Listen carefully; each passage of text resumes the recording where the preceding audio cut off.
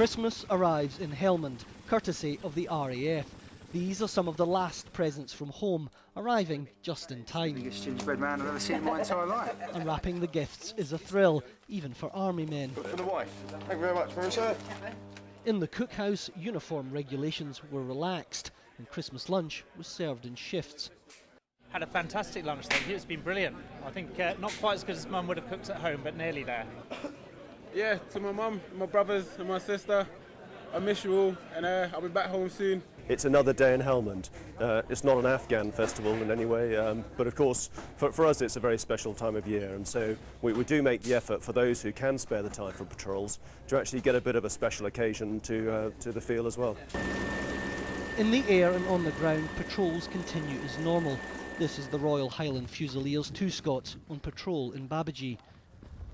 The compound just behind me here had as many as 50 IEDs, improvised explosive devices.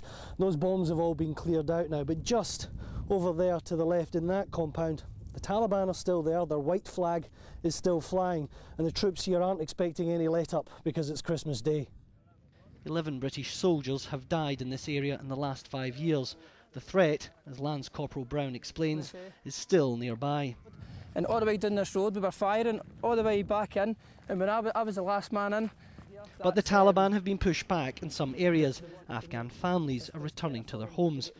There's a cautious optimism among the troops here, but traditionally many Taliban disappear in the cold winter months, so only when the spring thaw comes can the coalition be sure of progress in the war.